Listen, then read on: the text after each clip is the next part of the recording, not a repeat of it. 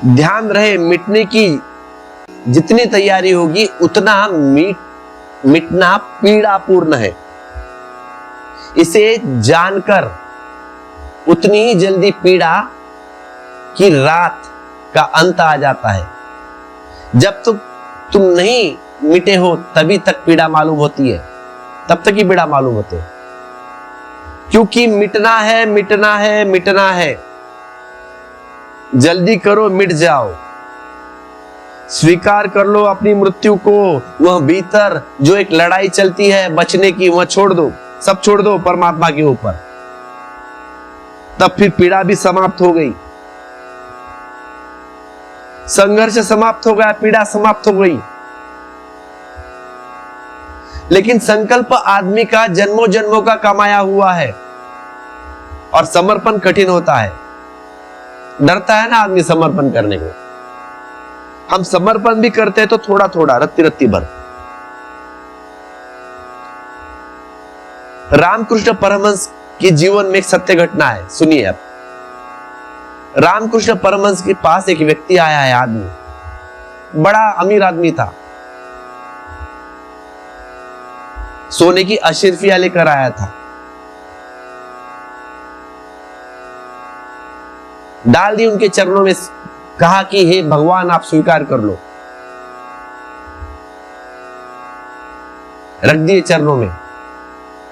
अब रामकृष्ण तो साधुमान आदमी, संत, कहने लगे मैं क्या करूं भाई इसका, और इसकी हिफाजत कौन करेगा? तुमने इतना सारा सोना ला के दिया है मुझे, मेरे तो कुछ काम का नहीं है।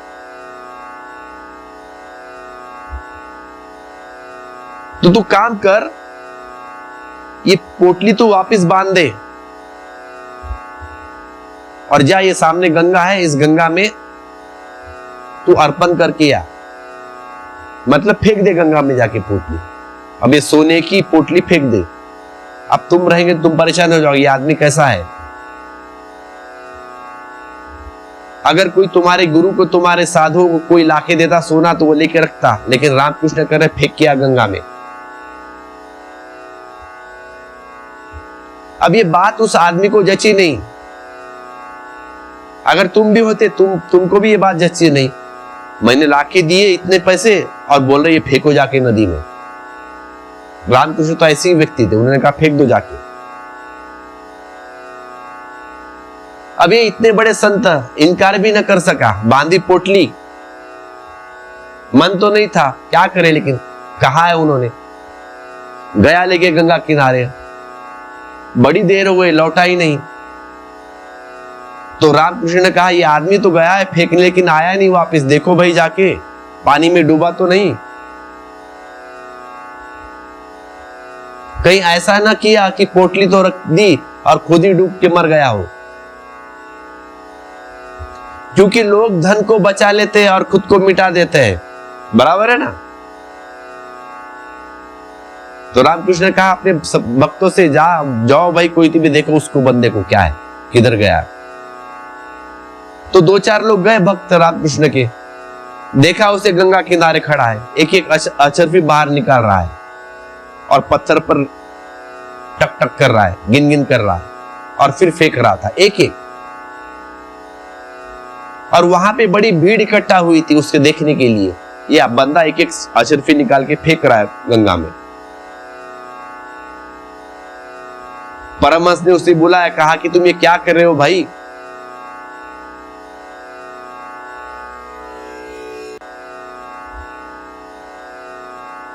आता है तू, जरा पूरा गिन, पहले तो गिना होगा, तो ऐसा क्यों कर रहा है पागल। जब तुमने इकट्ठा की थी तब तो गिना ही होगा ना, तब समझ में आता तो गिनता, लेकिन फेंकते वक्त तो क्यों गिन रहा है, क्या जरूरत। इकट्ठा पुतली डुबा सकता था, लेकिन फेंकते वक्त भी गिन रहा है, एक एक डाल के। एक गया, दो गया, तीन गया, ये कैसा पागलपन। अगर गिन गिन के छोड़ोगे तो पीड़ा कि रात बहुत लंबी हो जाएगी, जब छोड़ना ही है तो बिना गिने छोड़ दो। अगर छोड़ते न बनता तो प्रेम की फिक्र न करो, फिर ध्यान का मार्ग है, फिर कोई जरूरत नहीं, तब ध्यान ठीक है, तब प्रेम नहीं, ध्यान ठीक है। ध्यान ज्यादा गणितपूर्णक है, तकनीकी, उसमें तुम बचोगे और काम जारी रहेगा। वह भी तुम्हें मिटा देगा, लेकिन धीरे धीरे मिटाएगा। ये ध्यान का रास्ता, परमहंस का प्रेम का रास्ता था। प्रेम में छलांग है तुरंत, और ध्यान में धीरे धीरे की व्यवस्था है। तुम तुरंत ध्यान में बैठेंगे और लगेगी नहीं समाधि, धीरे धीरे, स्टेप बाय स्टेप। ध्यान में तो धीरे धीरे व्यवस्था जमाई जा सकती है, लेकिन प्रेम में कोई व्यवस्था नहीं जमाई जा सकती, तुरंत फटा। होता है तो पूरा, नहीं तो नहीं।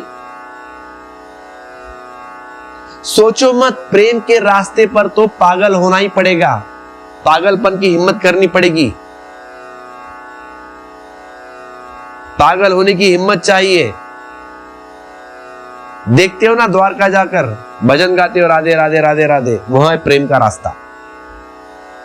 उस रास्ते पर पागल होने की हिम्मत चाहिए। और अगर बहुत सोच विचार कर हिसाब लगा के चले तो कुछ नहीं होने वाला, देर हो जाएगी। लेकिन अगर हिसाब की आदत लगाई तो परमात्मा से मिलन तो इम्पॉसिबल। अगर परमात्मा सामने भी खड़ा होगा तो तुम्हें नहीं दिखाई देगा ना, या तुम उसे देख नहीं पाओगे। तुम कहेंगे मैं राधे राधे कहता हूं, लेकिन लोग क्या कहेंगे मुझे, पागल जैसा नाच रहा हूं मैं। नहीं, वहां पे सब मिटाना पड़ेगा, सिर्फ राधा ही बचे, सिर्फ कृष्ण ही बचे, तब परमात्मा से मिलन, तब समाधि, या तुम मोक्ष कह लो। अगर वह मार्ग नहीं जमता हो तुमको, तो फिर ध्यान का मार्ग है। बैठो, फिर पद्मासन डाल के आंख बंद कर लो, फिर श्वास के ऊपर ध्यान केंद्रित करो, वह है ध्यान का मार्ग। वह है फिर धीरे धीरे, स्टेप बाय स्टेप, वहां तुम धीरे धीरे मिट जाओगे। रास्ते तो अलग अलग है, प्रेम और योग का मार्ग, लेकिन आखिर मंजिल तो एक ही है। चाहे तुम उसे स्वर्ग कहो या परमात्मा कहो या मोक्ष कहो, रास्ते दो अलग अलग, मंजिल एक। चाहे प्रेम चुनो या चाहे योग चुनो या ध्यान।